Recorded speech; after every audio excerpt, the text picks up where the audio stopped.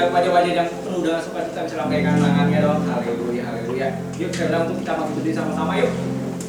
Hari ini kita mau ibadah, kita mau datang kepada Tuhan dengan sungguh-sungguh. Kita mau menyembah Tuhan, kita mau memuji Tuhan. Yang mau katakan amin. Yang mau memberikan terbaik buat Tuhan bisa lambaikan tangan sekali lagi dong Bapak Ibu. Haleluya. Kita berikan tepuk tangan yuk yang dahsyat buat Tuhan Yesus. Haleluya, haleluya. Haleluya. Mari kita berdoa sama-sama yuk. Saya sapa nanti kita berdoa. Oh Rabban Yesus. Bapak terima kasih kami mengucap syukur Tuhan segala kebaikan Tuhan dalam kehidupan kami. Oleh hari ini Tuhan kami diberi kesempatan sekali lagi untuk kami boleh beribadah di tempat ini dengan keadaan kami yang sehat, dengan kaki kami yang kuat ya Tuhan. Dan biarlah kami boleh memberikan yang terbaik kepada Tuhan Yesus melalui pujian penyembahan kami yang kami naikkan di hadapan Tuhan. Biar menjadi dupa yang harum di hadapan Tuhan dan menyenangkan hatimu ya Bapa. Terima kasih Tuhan Yesus yang baik. Engkau sungguh baik, Engkau sangat baik bagi hidup kami ya Tuhan. Engkau pimpin ibadah ini ya Bapa dari awal, pertengahan hingga akhirnya ya Tuhan. Dan biar kemuliaan Tuhan boleh turun atas setiap kami Bapa di tempat ini. Dan Roh-Mu ya Tuhan menghibur setiap kami. Kami yang sakit, kami percaya disembuhkan sama Tuhan Yesus. Kami yang terbeban berat Tuhan, kami percaya Tuhan angkat beban kami. Kami boleh memperoleh kemenangan yang berasal dari Tuhan Yesus. Terima kasih Bapa. Biar segala pujian, segala hormat, kemuliaan hanya bagi nama Tuhan. Hanya di dalam nama Tuhan Yesus kami berdoa dan kami mengucap syukur. Haleluya, sama-sama kita katakan amin. Sekali lagi kita berikan tepuk tangan yang mulia buat Tuhan Yesus. Bapak Ibu haleluya. Sama-sama duduk kembali Bapak Ibu tetap dalam hadirat Tuhan. Oh Rabban Yesus, percaya Tuhan. Engkau yang layak kami puji dan kami sembah Tuhan Yesus. Engkau yang layak kami kagumkan Tuhan, sebab Engkau bertanda atas setiap pujian kami Bapa. Haleluya. Alam semesta melukiskan kebesaran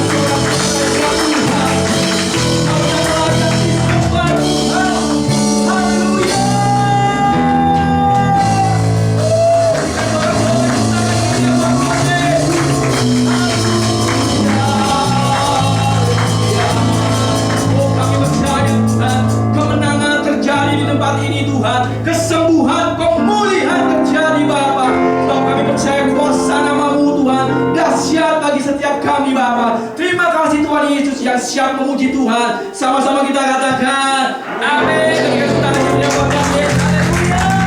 Sampai kita percaya bahwa kuasa nama Tuhan dahsyat dalam hidup kita. Bisa lambaikan tangannya saudara. Kita percaya saudara kuasa Tuhan sanggup menolong setiap kita. Kita percaya kita katakan amin. Sekali lagi yang percaya berikan tepuk tangan yang meriah buat Tuhan Yesus. Haleluya.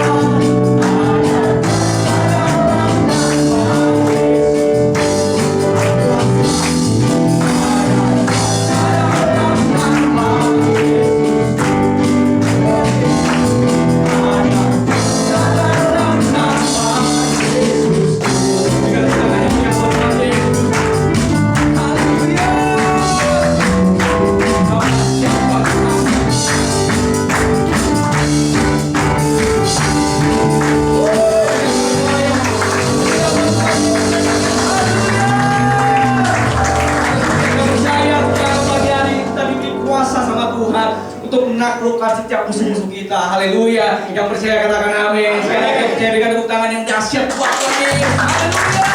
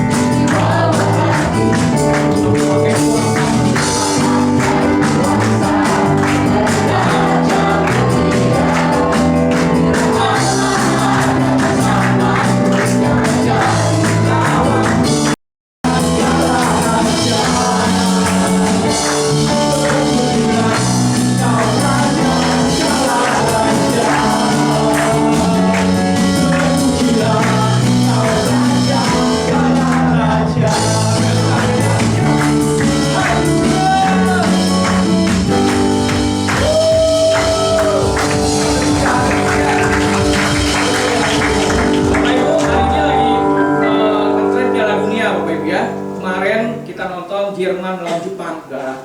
Kenapa Jerman bisa kalah sama Jepang? Karena Jepang punya mental pemenang, saudara. Kita percaya bahwa hari ini kita punya mental pemenang, saudara. Karena ada kuasa Tuhan bersama dengan kita. Kita percaya dengan tepuk tangan yang meriah buat Tuhan itu. Haleluya. Dan kita kembali Bapak Ibu dan Saudara Tuhan. Ada POV. Oke, kita akan mendengarkan POV, Bapak Ibu, silakan.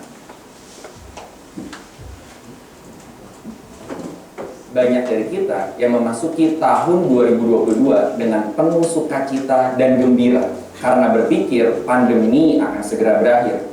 Namun hal yang tak terduga kemudian terjadi. Konflik antara Rusia dan Ukraina telah berkembang menjadi perang terbuka antar kedua negara ini. Maka dari itu, dalam Voice of Pentecost kali ini, kita akan membahas mengenai apakah perang tanda akhir zaman. Perang antara Rusia dan Ukraina telah mengganggu stabilitas ekonomi yang baru saja berangsur-angsur pulih, khususnya di Eropa dan Amerika Serikat. Rusia dan Ukraina sendiri adalah dua negara penghasil gandum terbesar di dunia. Apabila perang ini terus berlarut-larut, maka akan mengganggu stabilitas ketahanan pangan dunia. Lalu, banyak yang kemudian bertanya, apakah perang yang terjadi saat ini merupakan bagian tanda akhir zaman? Berdasarkan pengajaran Tuhan Yesus tentang akhir zaman dalam Matius 24, maka jawabannya adalah ya. Berbagai perang yang terjadi dari waktu ke waktu adalah tanda bagi kita semua bahwa kedatangan Tuhan Yesus sudah semakin dekat. Kedatangan Tuhan Yesus sendiri terbagi ke dalam dua tahap, yaitu pengangkatan, rapture atau parousia, dan penampakan Kristus dalam kemuliaan, glorious coming. Pandemi dan perang adalah tanda-tanda goncangan bagi semua orang yang mengingatkan tentang kedatangan Tuhan Yesus.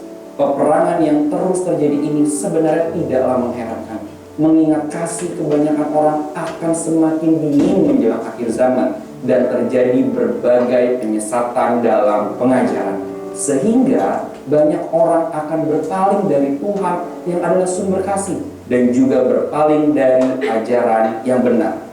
Majalah Time International pada edisi khusus Y2K mengatakan bahwa abad ke-20 adalah abad paling berdarah dalam sejarah umat manusia. Bahkan perang-perang lanjutan pasca Perang Dunia Kedua sampai tahun 1999 telah menelan lebih banyak korban dibanding Perang Dunia Pertama dan Kedua. Belum lagi upaya genosida, yaitu memusnahkan ras-ras tertentu, terorisme, konflik antar ras dan golongan, dan berbagai konflik bersenjata akibat dari perbedaan ideologi di Afrika, Asia, dan Timur Tengah. Segala hal yang terjadi ini seharusnya mengingatkan kita bahwa kedatangan Tuhan Yesus sudah semakin dekat. Lalu sekarang, bagaimana sikap orang Kristen terhadap perang? Yang pertama, tetap teguh dan setia kepada Tuhan. Matius 24 ayat 13 katakan, tetapi orang yang bertahan sampai kesudahannya akan selamat. Perang dan konflik terjadi karena kasih kebanyakan orang semakin dingin. banyak orang akan menjauh dari Tuhan yang adalah sumber kasih. Oleh sebab itu, banyak orang akan memusuhi orang-orang yang tetap teguh dan setia kepada Tuhan, bahkan sampai menganiaya. Tetapi Tuhan ingatkan kepada kita semua untuk tetap teguh dan setia kepada Dia, karena orang-orang yang demikian akan memperoleh keselamatan ketika Tuhan Yesus datang kembali. Yang kedua, tetap mengasihi dan melakukan yang terbaik agar perdamaian tercapai. Matius 5 ayat 9 katakan, berbahagialah orang yang membawa damai, karena mereka akan disebut anak-anak Allah. Membawa perdamaian adalah perintah Tuhan dan juga tugas kita semua sebagai orang percaya dimanapun kita berada. Karena perdamaian adalah ciri khas anak-anak Allah. Sekalipun perang adalah salah satu tanda dari akhir zaman, kita tidak bisa berkata bahwa perang Rusia dengan Ukraina ini adalah perang yang terakhir yang akan menutup zaman kasih karunia ini. Tidak ada seorang pun yang tahu. Tetapi sebagai umat Tuhan, sedapat-dapatnya kita mengusahakan perdamaian dalam perang. Jangan sampai justru orang percaya yang memprovokasi atau bahkan memperkeruh suasana sehingga perang menjadi lebih buruk. Yang ketiga, tetap waspada dan jangan gelisah. Matius 24 ayat 6 katakan, kamu akan mendengar deru perang atau kabar-kabar tentang perang. Namun berawas-awaslah, jangan kamu gelisah, sebab semuanya itu harus terjadi. Tetapi itu belum kesudahan. Tuhan Yesus mengingatkan kita semua ketika mendengar kabar tentang peperangan, jangan gelisah. Kita percaya segala sesuatu yang terjadi di kolong langit ini ada dalam kendalinya Tuhan, termasuk peperangan.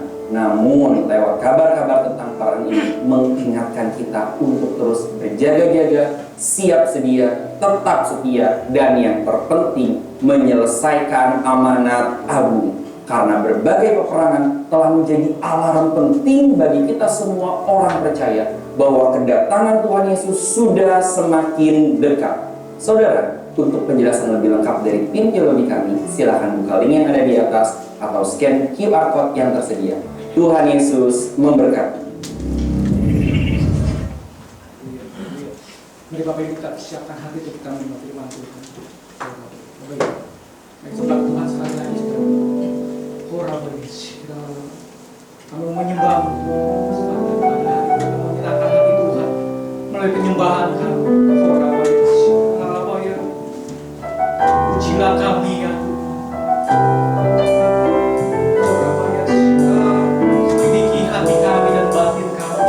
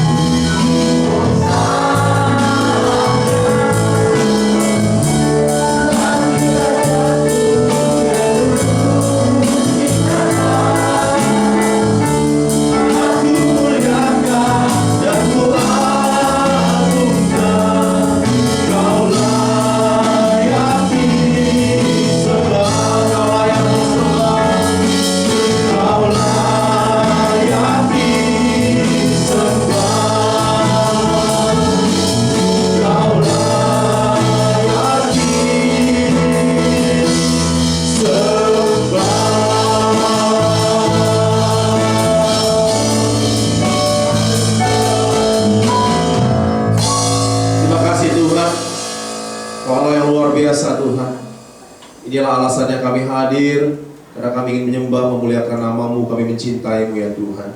Terima kasih buat hari yang luar biasa. Kami boleh bersekutu beribadah Tuhan. Kami bersuka dalam hadirat-Mu, kami bersuka dalam puji-pujian kami memuliakan nama-Mu Bapa. Sempurnakan sukacita kami dan kuasa firman-Mu. Urapi berkati hamba-Mu dengan otoritas wibawa kerajaan-Mu Bapa. Dan kami buka hati kami dengan kebenaran firman Tuhan. Kita yang siap diberkati Tuhan, sama-sama katakan amin. Kami duduk. Shalom. Shalom.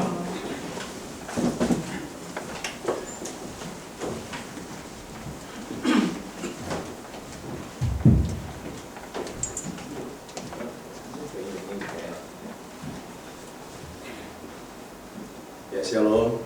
Salam dari Pak Gem ya, bagi pelayanan di PTC. Saya yang bertugas hari ini. Udah lama nggak kemari saya, gara-gara COVID ya. Ya, saya mau sharing tentang bersyukurlah. Ya. Kenapa saya pilih tema ini? Karena tema ini penting. Ya, nanti kita akan belajar pentingnya apa. Kita akan sama-sama belajar. Ya, penting banget. Ini situasi lagi nggak gampang. Ya, nggak gampang. Ada orang yang sebagian memang cari duit lagi gampang, ya. Tapi sebagian besar orang susah lagi cari uang.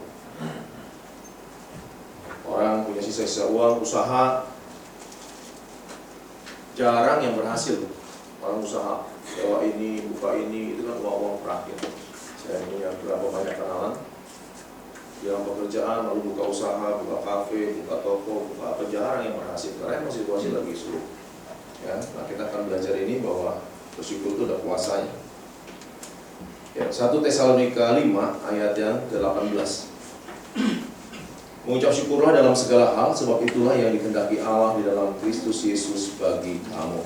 Sekali lagi, mengucap syukurlah dalam segala hal, sebab itulah yang dikehendaki Allah dalam Kristus Yesus bagi kamu. Ya, jadi Tuhan mau kita bersyukur. Amin. Ya, dalam segala hal bersyukur. Ya, Tuhan mau kita bersyukur dalam segala hal. Ya, kenapa kita harus bersyukur? Ada 3 hal di sini. Yang pertama karena Tuhan menghendakinya. Yang kedua itu adalah ciri orang yang beriman, dia akan patuh sama Tuhan. Dan itu merupakan adalah pilihan untuk taat, bukan berdasarkan mood, bukan berdasarkan perasaan atau situasi. Ya, kita dikatakan oleh Tuhan bahwa kita harus bersyukur dalam segala perkara. Segala perkara baik susah maupun senang, baik sehat maupun sakit. Ya, baik lagi banyak duit maupun lagi bokeh. Ya, harus bersyukur senantiasa. Baik keadaan baik maupun keadaan kurang baik, kita harus bersyukur. Ya. Kalau mau PowerPoint-nya saya udah sharing ke Ibu Kepala dan ke multimedia ada Bu nanti. Ya, PowerPoint-nya kan jadi sharing ke jemaat. Ya. Oke, yang pertama, karena Tuhan menghendakinya. Mengucap syukurlah dalam segala hal, sebab itulah dikehendaki Allah dalam Kristus Yesus bagi kamu. Ya, Tuhan menghendakinya. Sahabat sekalian, ya, firman disampaikan kepada kita, itu untungnya bukan buat Tuhan, tapi untungnya buat kita. Amin. Ya, sekali lagi ya, firman disampaikan ya dari Tuhan untuk kita, itu untungnya bukan buat Tuhan, tapi buat kita. Yang ngerti bilang amin. Ya, jadi untungnya buat kita. Waktu kita mentaatinya, kita akan mendapatkan untungnya. Ya, selalu saya mengajarkan tentang 4M. Pertama adalah kita mendapatkan firman. Lalu kedua, sebagai murid Tuhan, ya, sebagai murid Tuhan, kalau kita mendapatkan firman, lalu yang kedua harus kita lakukan adalah kita harus menerapkannya dalam kehidupan kita. Waktu kita menerapkan dalam kehidupan kita, maka kita akan menuai manfaatnya. Amin. Lalu yang keempat, waktu kita menuai manfaatnya, maka orang lain akan melihat dan itu akan meneruskan kepada orang lain. Orang lain akan terinspirasi. Ya, jadi firman Tuhan akan berkuasa kalau kita menerapkannya dalam kehidupan ini. Banyak orang nggak bisa menikmati kehidupan yang dimaksudkan oleh Tuhan karena tidak menerapkan firman Tuhan dalam kehidupannya. Ya, jadi pemuritan itu ada 4 langkah. Yang pertama adalah waktu menerima firman, yang kedua menerapkannya. Nah, bahwa menerapkan ini adalah langkah yang paling penting, yang paling krusial. Waktu kita menerapkannya, maka kita akan menuai manfaatnya. Ya, kebanyakan orang terima firman lalu dia khotbahin ke orang, tapi dia nggak pernah terapin. Jadi hidupnya nggak jadi kesaksian. Ya, sehingga dia nggak menuai manfaatnya. Jadi yang pertama menerima, menerapkan, menuai manfaat, lalu meneruskan kepada orang lain. Waktu Tuhan menyampaikan firman sama kita, sekali lagi, ya, itu adalah prinsip kehidupan yang terbaik yang Tuhan pilihkan buat kita, bukan buat Tuhan. Waktu kita menyembah memuliakan nama Tuhan, apakah Tuhan bertambah kemuliaannya? Kira-kira bertambah nggak kemuliaan Tuhan waktu kita sembah Tuhan? Ya, teman-teman, saya mau kasih tahu bahwa Tuhan tidak bertambah kemuliaan waktu kita sembah, karena Tuhan kemuliaannya sempurna, absolut. Absolut itu tidak terbantahkan, tidak tergoyahkan. Kemuliaan Tuhan itu sempurna. Jadi waktu kita nyembah Tuhan, Tuhan tidak bertambah mulia. Waktu kita berkhianat, waktu kita berdosa, Tuhan juga tidak berkurang kemuliaannya. Ya, waktu kita memberi persembahan sama Tuhan, Tuhan tidak bertambah kaya. Waktu kita tidak memberi atau kita mencuri, apakah kemuliaan Tuhan berkurang? Tidak juga kekayaan Tuhan. Karena kekayaan Tuhan juga sempurna. Semua milik Tuhan. Amin. Jadi waktu Tuhan menyampaikan firman Tuhan, bersukacitalah, bersukacitalah, untungnya buat kita, bukan buat Tuhan.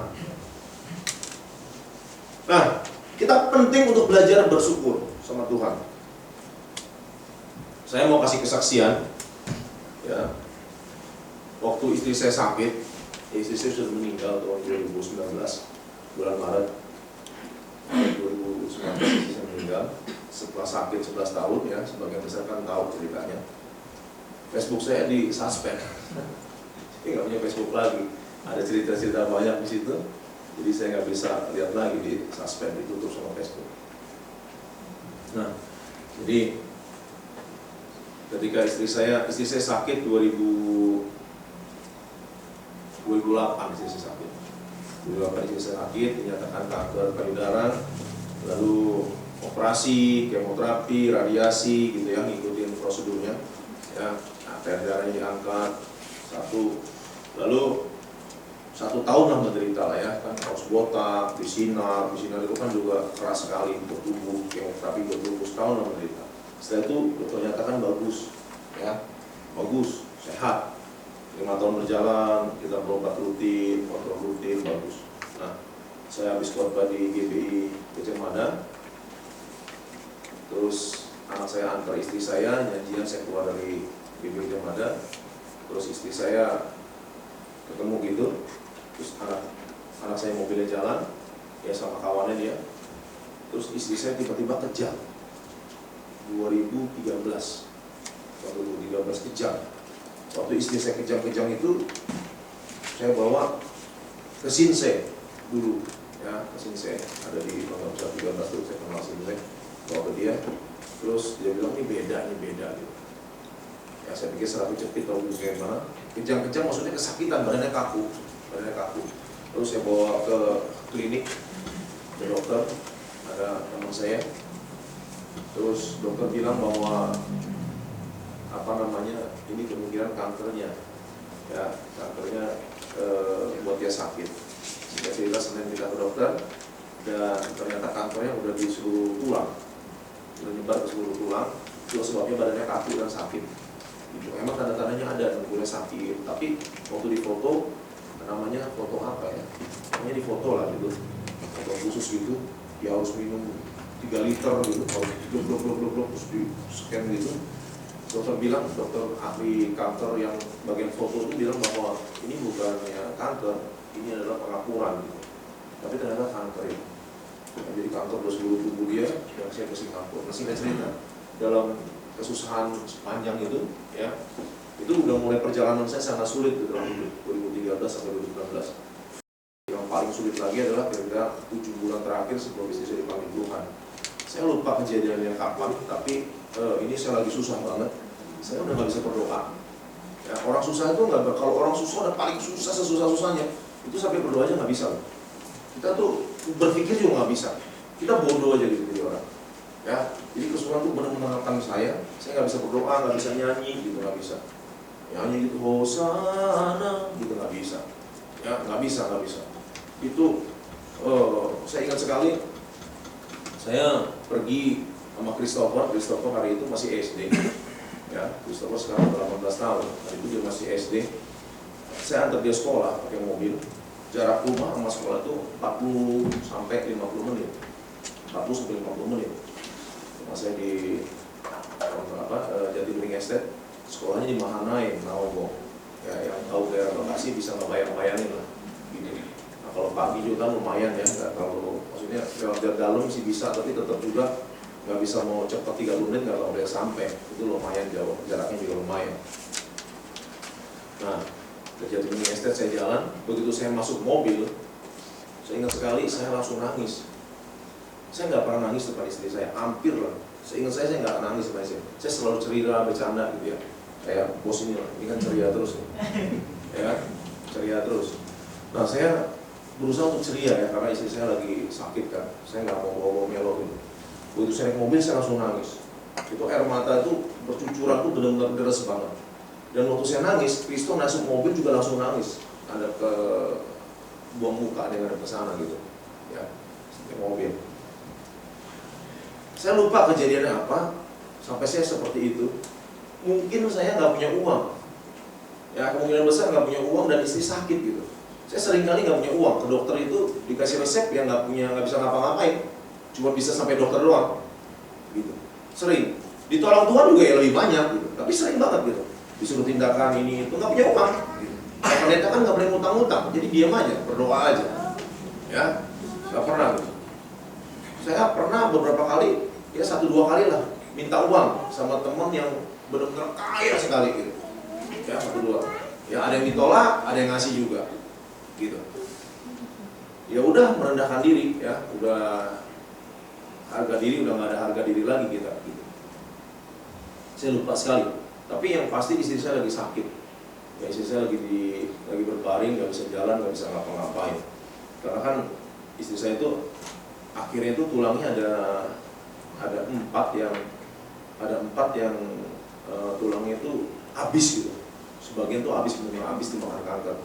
Jadi ada tulang saya lupa ya, lumbal 3, 5 gitu kalau nggak salah. Lalu di atas ini yang 11, lalu 3 yang 1 itu habis makan kanker. Jadi emang sakit. Kalau yang lainnya udah kena kanker semua, sakit sekali.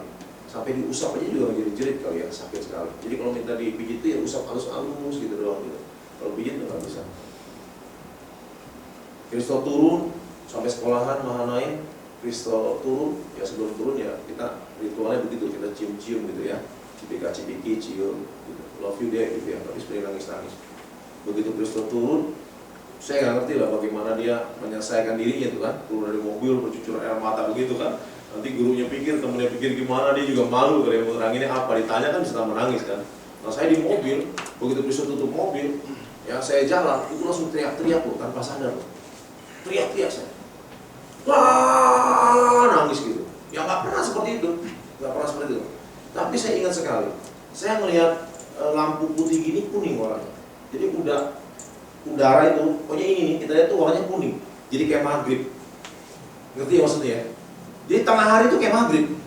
Orang lihat terang, saya lihatnya maghrib. Gitu. Gelap. Makanya orang bilang kalau lagi susah mata gelap katanya gitu ya. Mata gelap artinya bukan cuman mata gelap jadi nekat gitu, tapi benar-benar mata gelap, benar-benar gelap gitu. Penglihatan itu nggak terang.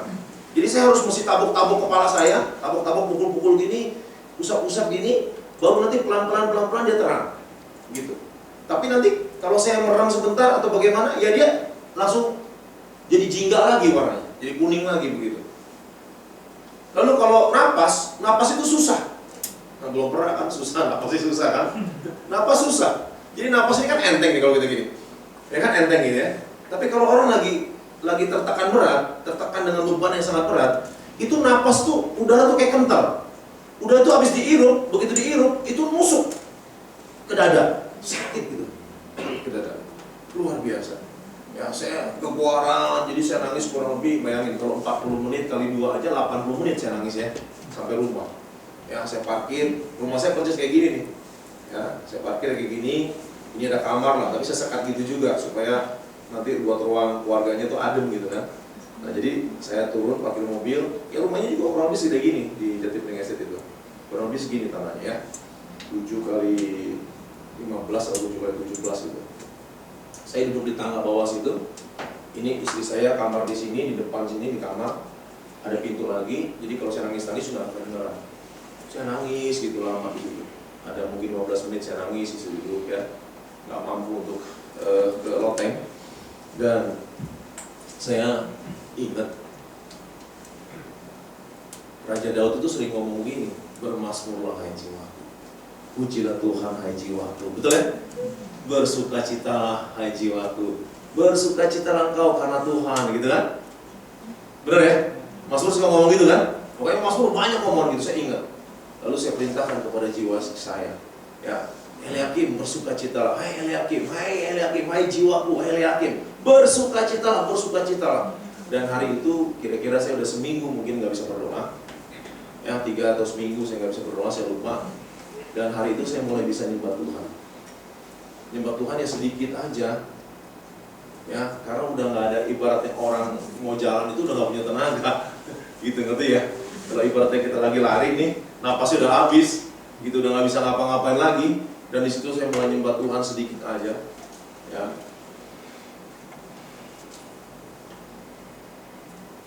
Saya nyembah Tuhan, dan saya dapat impresi kuat sekali. Tuhan bilang bagus. Artinya Tuhan berkenan. Saya tambah nangis, tapi kali ini nangis saya sukacita. Saudara, apa yang mau saya saksikan? Ketika saya mulai menyembah Tuhan, saya paksa jiwa saya untuk bersukacita. Saya bersukacita. Saya disembuhkan. Itu gelapnya hilang. Bebannya itu terangkat gitu. Nggak sekonyong-konyong terangkat, tapi sebagian besar terangkat. Just gitu, enteng. Wow, pikiran langsung terang, bisa berpikir lagi. Tadinya nggak bisa berpikir. Tadi saya nggak bisa berpikir. Gitu. Nah, apa yang mau saya sampaikan? Ya, bahwa ketika kita diperintahkan sama Tuhan itu baik. Amin. Ya, jadi hari ini kalau Bapak Ibu Saudara sedang susah, ya kalau senang mah nggak gampang nyanyi, ya kan? Ya, dia kayaknya lagi senang, kan? Ya, semangat, dia lompat-lompat, gitu kan? Senang dia. Mungkin ya, kita nggak tahu kan? Ya, kita doain supaya senang terus lah dari kita. Ya, tapi kalau lagi senang, nggak usah disuruh-suruh bersukacita, betul? Betul nggak? Iya dong, pernikahannya lagi bagus, anak-anak bagus, mau sekolah, duit siap, gitu ya?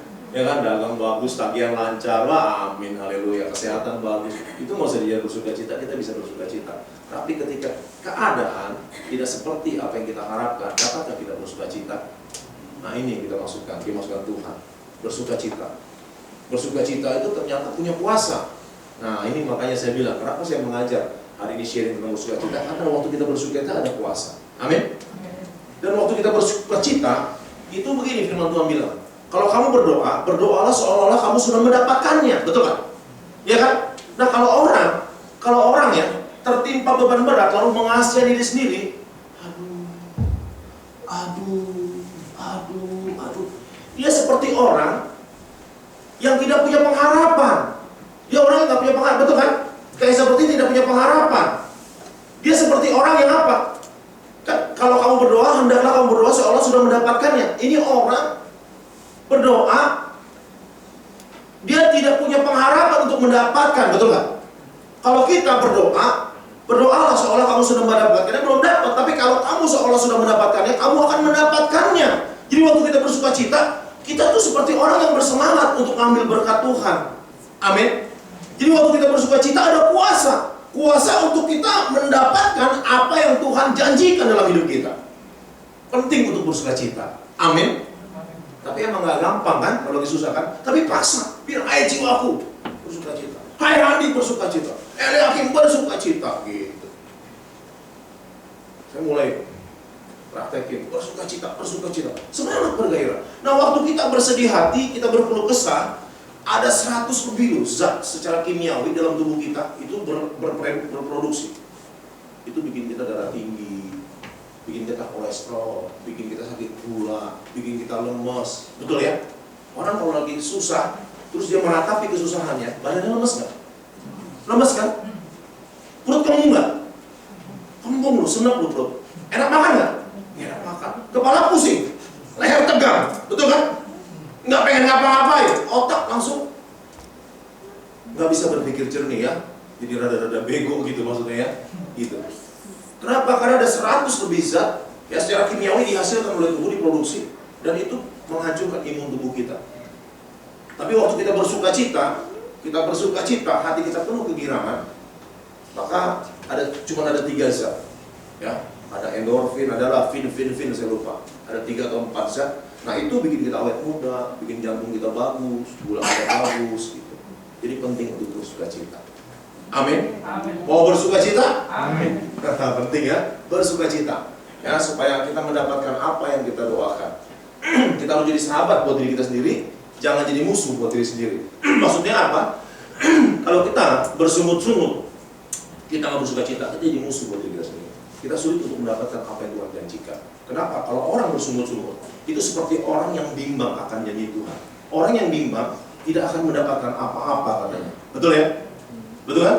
Jadi kita harus optimis sama Tuhan. Walaupun kita susah, hari ini kita harus optimis bahwa rancangan Tuhan, rancangan damai sejahtera, bukan kecelakaan, masa depan yang penuh pengharapan. Amin. Ya. Tadi disampaikan katanya kan, Jepang ngalahin Jerman gitu ya. Jepang ngalahin Jerman ya. Tuh. Jadi nggak ada yang mustahil. Amin. Saya kan main badminton, ada di klub badminton ada 40 orangan tuh. Mereka pada taruhan gitu. Saya juga ikut, nggak ikut nonton aja. Ikut baca aja, pada ngomel-ngomel. Ya, nggak ada satupun orang yang megang Jepang. Bandar untung banyak katanya gitu. Kenapa? Karena nggak ada yang dibayar sama bandar. Bandar narik semuanya, ya kan? Gitu. Jadi segala sesuatu mungkin. Betul nggak? Apalagi itu? Argentina kalah sama Arab. Itu lebih nggak mungkin lagi tuh. Argentina kalah sama Arab. Luar biasa lagi tuh. Argentina lu kalah sama Arab loh. Ya, langsung Arab pesta pora luar biasa tuh. Pemainnya dapat hadiah segala macam. Artinya apa? Segala sesuatu mungkin. Amin. Apalagi kita anak-anak Tuhan. Ya, kita anak-anak Tuhan. Kalau hari ini beberapa sahabat bilang, aduh saya nggak mungkin bisa keluar dari keterpurukan ini. Saya udah nggak punya lagi uang. Saya nggak punya sahabat yang menolong saya. Saya nggak punya pekerjaan, sudah nggak punya toko. Saya udah punya siapa-siapa. Saya mau bilang, kamu punya Tuhan. Tuhan lebih daripada cukup. Amin. Jangan pikirin caranya, jalan aja. Nanti Tuhan yang buka jalan, betul? Kalau pikir caranya, pikiran kita nggak nyampe. Seperti tingginya langit dan bumi, demikianlah rancanganku dan rancanganmu, kata Tuhan. Amin. Ya, saya juga COVID susah loh, nggak punya uang, benar-benar punya tabungan sedikit buat bantu-bantu jemaat anak rohani, habis, nggak punya uang. Kristo mau sekolah aja mau bayaran nggak punya uang untuk COVID itu, benar? Saya lihat orang ngejembreng baju, enak amat yang nggak punya toko bisa dagang di Facebook. Saya ngejembreng baju, ih diberkati loh, toko saya ramai di Facebook. Viral, saya terkenal sekarang saya di Facebook. Yang namanya Suhu Akib. Tiap hari saya dagang dari Senin sampai Jumat. Ramai saya. Ya, bukan cuma cukup, berlebihan malah. Siapa yang sangka dagang baju bekas loh. Dagang baju bekas loh. Ya, pekerjaannya hina, penghasilannya mulia. Ya, ada yang nggak suka. Itu pendeta dagang baju begitu teriak-teriakan katanya nggak rohani, bodoh amat. Ya, saya pikir lebih rohani, saya udah cari duit daripada saya jual-jual doa. Buat saya gitu, saya orang yang anti jual-jual doa. Datang ke jemaat doain supaya dikasih duit, itu saya anti sekali. Saya anti sekali, ya karena saya tahu bahwa saya adalah anak Allah, saya harus menunjukkan bahwa saya adalah orang yang diberkati Tuhan. Ya, jadi kalau makan sama jemaat, usahain juga bayar, gitu. Atau ya bayar-bayaran lah gitu, ya, gitu. Saya bukan pendeta yang kalau makan ditungguin dibayarin gitu, bukan. Saya mau kasih contoh bahwa kita anak Tuhan harus memberi tangan di atas, amin. Mantap ya, gitu. Jadi jangan jadi musuh buat diri sendiri, tapi jadi sahabat, support, bersukacita, bersukacita. Ayo beri tepuk tangan buat Tuhan nih. Oke saudara, kalau mau mendalami tentang bersukacita ini, ada bukunya namanya, ditulis oleh Kuasa Bersukacita. Dan ada kuasa bersyukur, ya kuasa bersyukur sama kuasa bersukacita ditulis oleh Dr. Merin Corotes.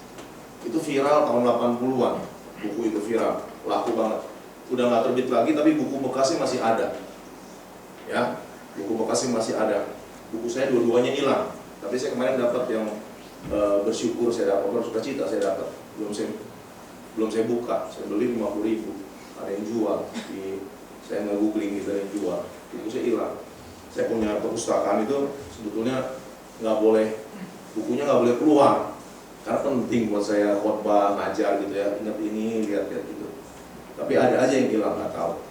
Ya, saya punya dulu koleksi khotbahnya Om Tom, Stephen Tom, eksposisi, kitab Roma, Efesus gitu, lengkap saya. Ya, dulu kan zamannya diketik kan, diketik saya ada kenal orang reform, saya dapat. Lengkap saya punya kitab, tebel-tebel, hilang juga. Wah itu sayang sekali, itu kan kayak buat saya itu kayak apa sih, harta karun itu, hilang juga. Ya Pak Tong kan dia teolog ulung ya, jadi saya punya eksposisinya, tafsirnya. Ya kitab Roma, Efesus, Ibrani, hilang. Bingung saya juga ya. Udah, nggak apa-apa. Nah, kalau mau dalamin ya, yang suka baca ya, Merlin Cerotes. Ya Cerotesnya pakai H, Cerotes pakai C gitu. Saya ngejanya nggak ngerti gimana. Merlin Cerotes, Merlin ini Merlin biasa pakai Y. Oke, yang kedua, ya kenapa kita bersyukur? Yang pertama, karena Tuhan menghendakinya. Amin. Dan itu untungnya buat kita. Oleh karena itu kita harus lakukan. Amin. Supaya kita menuai manfaatnya. Ya, jadi yang susah terbuka jalannya. Yang kedua, bahwa itu adalah ciri kehidupan orang beriman. Orang beriman itu bersyukur. Lukas 17 ayat 15 sampai 19. Seorang dari mereka ketika melihat, ya bisa lihat ya, baca sini aja lah. Seorang dari mereka ketika melihat bahwa ia telah sembuh, kembali sambil memuliakan Allah dengan suara nyaring, lalu tersungkur di depan kaki Yesus dan mengucap syukur kepadanya. Orang itu adalah seorang Samaria, ya garis bawahi Samaria. Lalu Yesus berkata, bukankah ke-10 orang tadi semuanya yang telah menjadi tahir? Di manakah yang 9 orang itu? Tidak adakah di antara mereka yang kembali untuk memuliakan Allah selain daripada orang asing itu? Lalu ia berkata kepada orang itu, berdirilah dan pergilah, imanmu telah menyelamatkan engkau. Jadi katanya imanmu telah menyelamatkan engkau. Jadi orang ya, yang bersyukur itu adalah orang yang beriman. Amin. Di sini dikatakan orang Samaria. Orang Samaria. Orang Samaria ini adalah kayak orang belasteran, ya orang Kanaan, gitu. Jadi dia dianggapnya kayak ini ya, kayak orang Belanda melihat orang pribumi gitu. Kan, ya maaf ya ini contoh-contoh aja ya, kayak orang bule melihat orang negro. Apa maksudnya? Ya, nenek saya dari Tiongkok, saya datang sama koko saya hitam. Nah kita udah berpisah lama karena saya dagang di itu papa gitu sama papa dagang di Swateng itu di kampung gitu ya, dari Lampung. Berapa itu udah lama kampung, nenek saya udah tua, nenek saya asli dari Tiongkok, papa saya asli dari Tiongkok. Saya datang sama koko saya lupas hitam dia. Waktu saya datang hakim ditarik dulu. Hakim kesini semua mana? Saya bilang manggilnya kan emak gitu, manggilnya emak. Nah, itu Lukas mak. Ah Lukas, teman amat katanya. Ya, nah orang Samaria kayak gitu.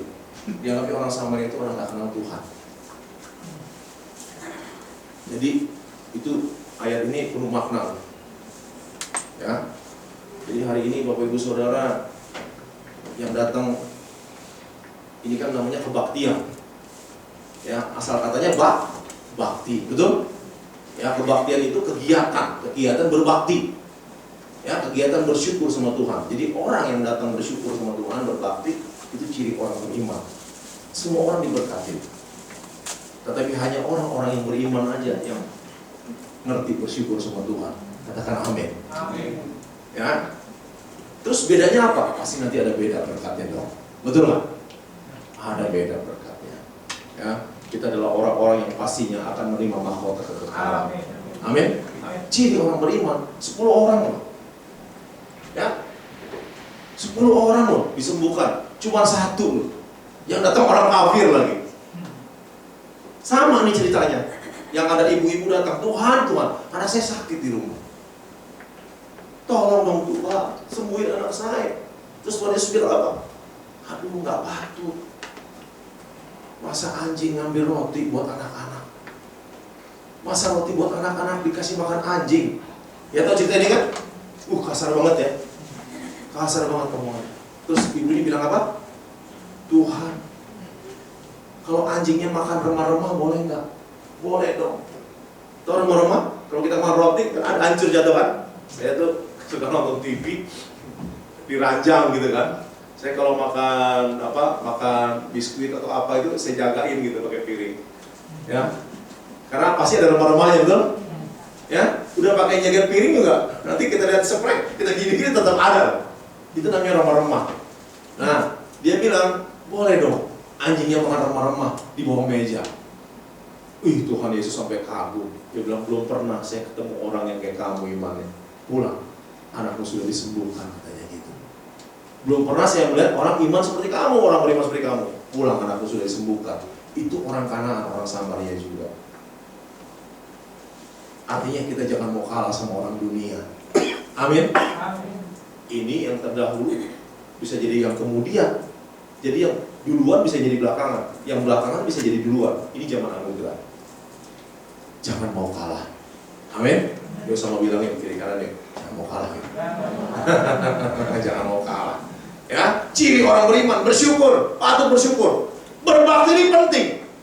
Karena Tuhan bilang, jangan jauhkan diri dari persekutuan pertemuan ibadah, betul ya? Dari persekutuan. Tuhan suruh. Kenapa penting? Karena gini. Tahu?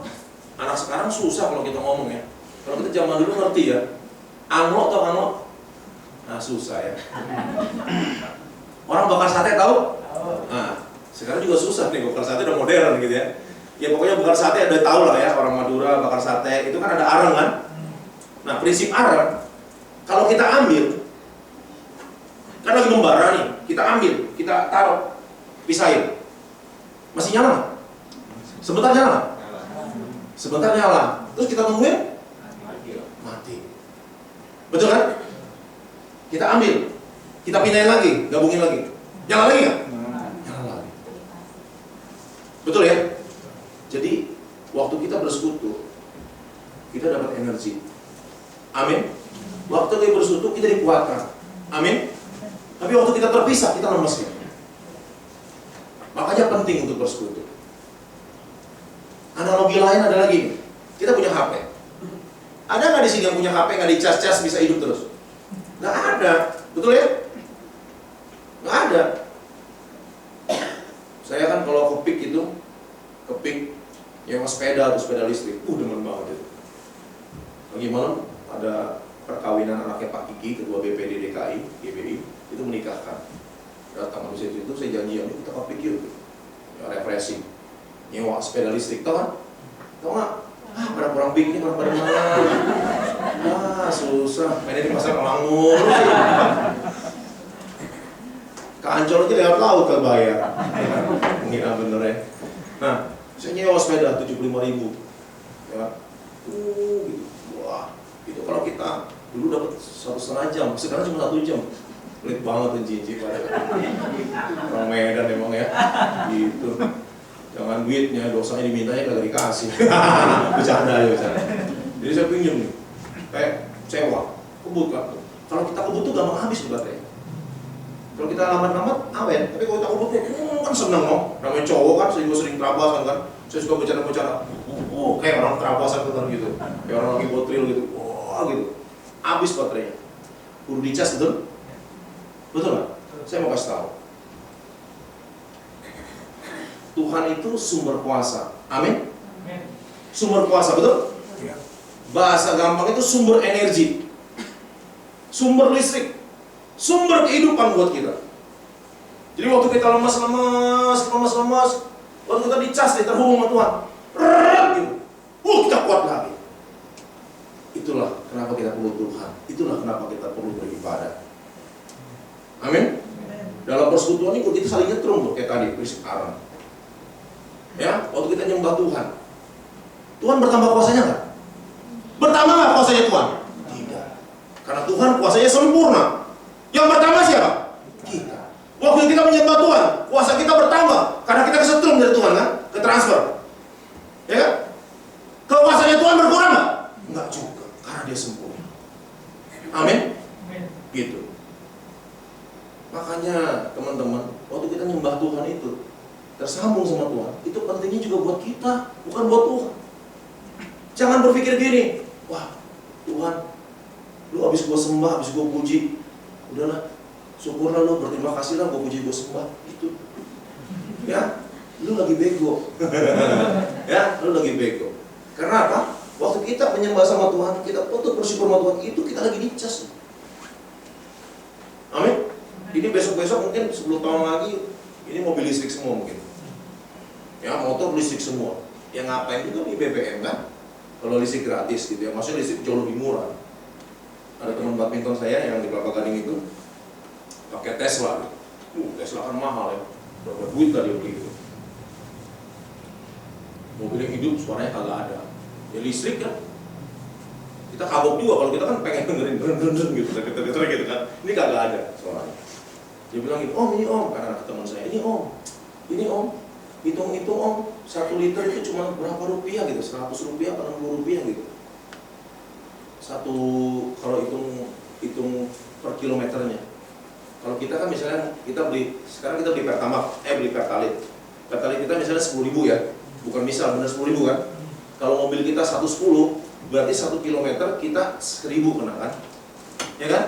Kena 1.000 rupiah kan? Nah kalau dia cuma 65 rupiah apa begitu, itu murah banget murah, sangat murah listrik itu.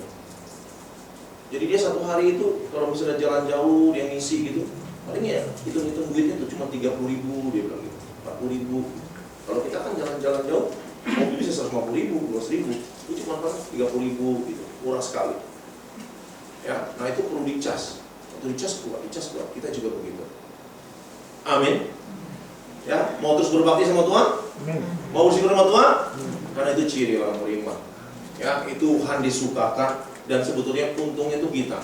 Sekali lagi untungnya yang ketiga. Yang terakhir, yang ketiga. Ya, kenapa kita bersyukur? Ya, ini adalah pilihan. Orang Kristen itu sebetulnya pilihannya gini. Ya taat aja sebetulnya. Pilihannya taat sama Tuhan. Kenapa? Karena untungnya buat kita, ya taat aja. Pernah nggak Bapak Saudara kerja atau disuruh papa waktu kita masih muda, ya atau kita kerja ada atasan kita nyuruh nggak masuk di akal? Pernah? Kita rasanya nggak suka, kita protes, lakuinnya berat, atau kita nggak lakuin karena dia nggak terangin ngerjain ini apa gitu, nggak sempet juga nerangin. Terakhir-akhir baru kita tahu ternyata yang bener dia. Pernah nggak kejadian gitu? Pernah kan? Makanya saya bilang kalau kerja juga taat, semua orang tua taat-taat aja. Orang tua itu udah jauh lebih berjalan dibanding kita. Bos kita tuh ngerti, cuma dia nggak bisa terangin ke kita, ya sibuk dia. Nah Tuhan juga seringkali begitu, kita nggak ngerti, ya belum waktunya. Jadi bagian kita hanya taat-taat aja. Amin. Saya pakai bahasa gini, taat-taat bodoh. Kenapa mesti bodoh? Kalau kita pintar, kita seringkali ngelawan Tuhan. Ya, ini nggak harus diakali. Misalnya contoh memberi. Kalau kamu mau diberi berkelimpahan, kamu memberi dong katanya gitu. Kan nggak harus diakal, ya. Kalau kita mau berkelimpahan, kita harus sepelit-pelitnya. Itu prinsip ekonomi, betul nggak? Iya kan? Gitu. Bila perlu kalau kita jalan-jalan sama teman, jalan-jalan, nanti lu makan nggak pernah makan, gua kenyang gitu. Kemudian ada 20 orang, udah pesan semua keluar. Enak ya kelihatannya, cobain satu, 2 beli piring, cobain siapa? Kenyang. Apa ya kayak gitu? Ya kan? Nah, itu kan namanya pinter kan ya? Iya, licik. Misalnya begitu ya. Nah, itu prinsip ekonomi. Tapi firman Tuhan bilang, beri, maka kamu akan diberi. Kamu bilang, kuasa memberi itu luar biasa. Kita punya berkat itu jadi aneh-aneh loh. Gitu. Ya, kamu akan diberi satu takaran yang digoncang-goncang aja, sampai padat-padat, sampai tumpah-tumpah gitu. Jadi kuasa memberi itu luar biasa. Nah, ayat ini jangan dipakai buat nginjil, mencek-cek di glodok, digetok tongkatnya loh. Ya, gua udah ini kagak kaya, lu suruh gua ngasih katanya gitu. Digetok nanti sama dia. Ya, diudak-udak, gak bakal jadi Kristen dia. Ya. Gitu. Ini hanya ayat-ayat buat orang yang udah ngerti lah. Nah, dia bilang begini, sekalipun pohon ara tidak berbunga, pohon anggur tidak berbuah, hasil pohon zaitun mengecewakan, sekalipun ladang-ladang tidak menghasilkan bahan makanan, ya, ladang-ladang tidak menghasilkan bahan makanan, kambing domba terhalau dari kurungan dan tidak ada lembu sapi dalam kandang, namun aku akan bersorak-sorak dalam Tuhan, beria-ria di dalam Allah yang menyelamatkan aku. Ini jelas sekali. Ya, latar belakang dari ayat ini, Habakuk sedang bersyafaat bagi bangsanya. Ya, Habakuk bisa juga disebut nabi peratap atau nabi pendoa. Ya, dia bersyafaat, berarti dia mewakili rakyatnya untuk berdoa sama Tuhan, ngomong sama Tuhan. Lihat dia, decisionnya dia, keputusan dia. Ya, ini keadaan lagi susah, lagi paceklik. Tapi dia bilang apa? Namun aku akan bersorak-sorak di dalam Tuhan, beria-ria dalam Allah yang menyelamatkan aku. Udah selamat belum? Belum. Belum. Ya kan? Dia dalam keadaan lagi susah. Tapi dia bilang apa? Di dalam Allah yang menyelamatkan aku. Karena dia tahu rancangan Allah, rancangan damai sejahtera, bukan kecelakaan, masa depan pun pengharapan. Amin. Bahwa kita ada menjadi kepala, bukan ekor, naik terus, bukan yang turun. Amin. Ya, bahwa orang benar itu akan semakin terang hingga rembang tengah hari. Amin. Jadi optimis, seolah sudah mendapatkannya kan? Dapat belum? Belum. Tapi karena dia seolah sudah mendapatkannya, maka Habakuk akan mendapatkannya. Jadi sekali lagi, bersukacita itu pilihan. Paksa untuk bersukacita. Ya? Kiranya apa yang disampaikan hari ini bisa jadi berkat buat kita semua. Ya. Jadi hari ini kita sudah belajar tentang bersyukurlah. Ya, kenapa harus bersyukur? Ada 3 hal. Dari 1 Tesalonika 5 ayat 18. Kenapa harus bersyukur? Yang pertama, Tuhan menghendakinya. Yang kedua, itu ciri hidup orang beriman. Yang ketiga, itu pilihan. Taat sama Tuhan. Tuhan berkati. Ya, shalom. Kita berdoa ya. Oh, Rabbah Sangka. Terima kasih buat firman-Mu yang mencerahkan kami, Bapa. Kami mau bersyukur dalam segala perkara. Ya, Rabbah Sangka. Oh, Rabbah Sangka. Tuhan, hari ini Bapa, kami membawa Tuhan segala beban kami ke dalam tangan-Mu, ke dalam haribahan-Mu ya Bapa. Kekasih-kekasih Tuhan, kalau hari ini Engkau beban berat, Engkau sulit bersyukur, sulit berdoa, firman Tuhan berkata, marilah kepadaku hai kamu yang letih lesu, aku akan berikan kelegaan kepadamu. Dalam hadirat Tuhan ada kelegaan. Persoalan-persoalan hidup seringkali dipakai Tuhan, dipakai oleh kuasa kegelapan untuk menahan kita dekat sama Tuhan, untuk memisahkan kita dari hadirat Tuhan. Seperti bara api, kalau kita jauh dari Tuhan, kita akan mati. Lambat laun kita akan kehilangan energi dan mati. Kehilangan kuasa, kehilangan sukacita, kehilangan semangat. Itulah dikehendaki oleh kerajaan kegelapan. Tapi hari ini kita belajar bersyukur, bersyukur, bersyukur. Bersyukur akan membebaskanmu. Bersyukur akan membuat engkau bersukacita. Bersyukur akan membuat engkau punya energi, punya kekuatan, punya pengharapan, punya kemampuan. Bersyukur membuat engkau semakin dekat dengan doamu. Bersyukur itulah ciri orang Kristen yang dihakimi oleh Tuhan. Hari ini Tuhan, kami mengambil keputusan untuk taat sama Tuhan. Kami bersyukur. Kami mau Tuhan menjadi orang-orang yang mendengar dan melakukan firman-Mu. Supaya kami Tuhan menjadi seperti pohon yang ditanam di tepi aliran air, berbuah pada musim dan tidak layu daunnya. Dan apa saja yang kami perbuat akan Tuhan buat menjadi berhasil. Hari ini, mari angkat tangan-Mu. Tuhan, tangan-tangan yang terangkat. Kalau di antara tangan-tangan terangkat ini Bapa, ada yang terintimidasi, sulit berdoa, sulit bersyukur, sulit untuk menatap masa depan, sulit untuk meraih masa depan, menjalani hidup dengan optimis. Roh intimidasi dari iblis mengikat. Hari ini dalam nama Yesus Kristus, demi nama Yesus, dengan kuasa Roh Kudus, aku cabut, aku patahkan demi nama Yesus. Terlepas dalam nama Yesus. Dalam nama Yesus. Ikatan-ikatan intimidasi yang buat engkau bersedih hati, mengasihi diri sendiri, bersungut-sungut, terlepas demi nama Yesus.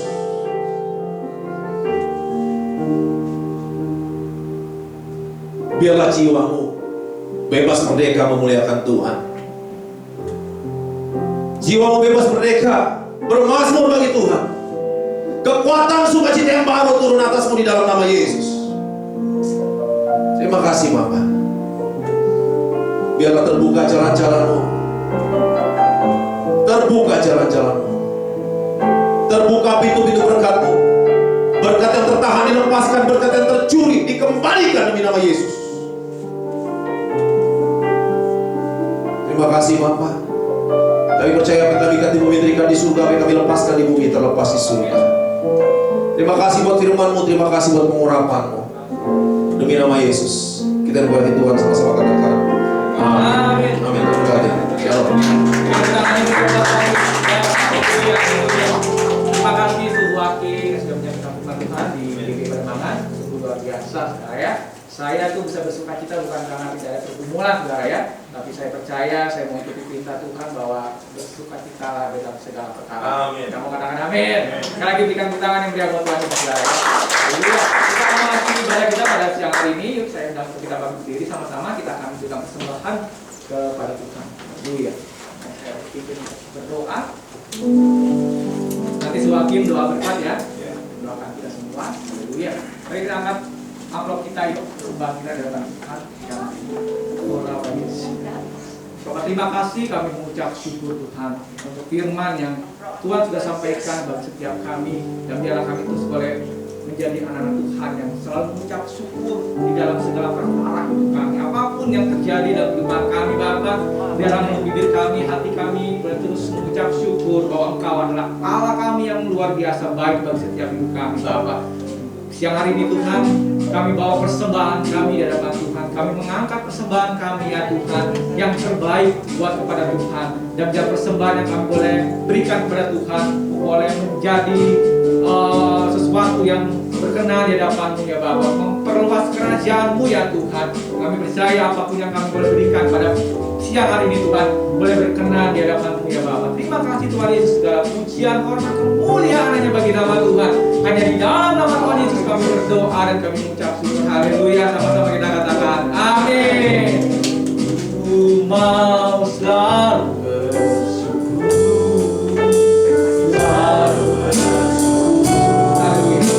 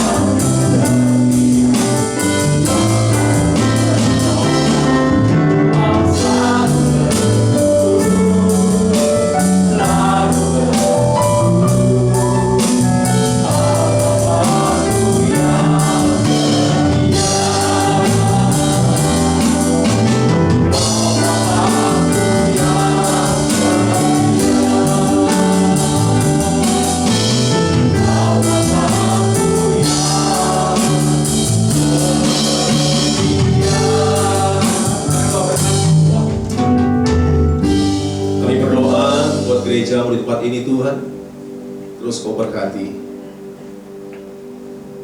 Kami berdoa juga buat jiwa-jiwa yang hari ini nggak hadir. Kami nggak tahu hubungan mereka apa, tapi tetap Tuhan menjadi pertolongan bagi mereka. Terima kasih Tuhan. Kami berdoa bagi bangsa negara ini menjelang pemilu, biar negaranya Tuhan pelihara tetap bersatu, aman, tentram. Buat korban gempa di Cianjur, Puncak Tuhan tolong. Para relawan Tuhan tolong, para korban Tuhan tolong. Para medis Tuhan tolong, obat-obatan Tuhan cukupi. Berikan cuaca yang baik ya Bapa. Belas kasihan-Mu atas bangsa kami Tuhan. Biar tidak terjadi lagi Tuhan di provinsi-provinsi lain. Belas kasihan-Mu atas bangsa ini Bapa. Kami berdoa biar bangsa ini boleh mengenal Tuhan sebagai juru selamatnya. Kami berdoa kelak Tuhan, buat 2024 siapapun jadi presiden kami, biarlah Tuhan presiden kami adalah orang yang takut akan Tuhan, yang punya hati baik, yang mengasihi bangsa ini. Kau juga berkati Bapak Gembala kami yang melayani di WTC, kasih kuasa pengurapan atasnya, hikmat atasnya. Kau berkati seluruh Tuhan hamba-hambamu Tuhan, di desa-desa, di kota-kota, di gunung-gunung, di lembah-lembah, di pulau-pulau. Cukupkan segala kebutuhan mereka, kasih pengurapan-Mu, kasih setia-Mu cukup atas mereka. Terima kasih. Dan sebentar kami akan pulang, kami akan beraktivitas. Biarlah berkat limpah rahmat Tuhan atas kami. Dan akhirnya Tuhan, kami angkat tangan kami arahkan hati kami kepada Tuhan. Kekasih-kekasih Kristus, berbahagialah engkau yang mendengar dan melakukan firman-Nya. Berbahagialah engkau yang menaruh harap dan harapanmu itu kepada Tuhan. Maka engkau akan seperti pohon yang ditanam di tepi aliran air, berbuah pada musimnya, tidak layu daunnya. Apa saja yang kau perbuat akan Tuhan buat menjadi berhasil. Sebab dengan kepangnya Tuhan akan menundungi engkau, dan di bawah sayapnya engkau akan berlindung. Kesetiaan Tuhan menjadi perisai dan pagar tembok yang aman bagimu. Tuhan akan melepaskan kau dari jerat dan segala penyakit sampar yang busuk. Tetapi keamanan, kesehatan, umur panjang serta kebajikan akan menjadi bagianmu. Engkau dan sisi rumah tanggamu akan diberkati oleh Tuhan. Dan Tuhan mengarahkan wajahnya kepadamu, memberikan kau kasih karunia. Maka diberkatilah bakulmu, tempat adonanmu oleh Tuhan. Diberkatilah usaha dan pekerjaanmu oleh Tuhan. Diberkati rumah tanggamu, diberkati pelayananmu, diberkati kerohanianmu, diberkati studimu, serta studi anak-anakmu. Diberkatilah kau pada waktu masuk, diberkati juga kau pada waktu keluar. Sebab malaikat-malaikat yang diperintahkan yang kepadamu untuk menjaga engkau dalam setiap jalanmu, sehingga dibuatnya engkau menjadi berhasil dan beruntung. Kekasih-kekasih Kristus, ambillah, terimalah semua itu sebagai berkat daripada Allah Bapa di surga. Cinta kasih daripada Yesus Kristus serta penyertaan Roh Kudus yang terus akan mengurapi kita sejak siang hari ini hingga Maranatha Tuhan datang kali kedua. Kita ini berkati Tuhan sama-sama.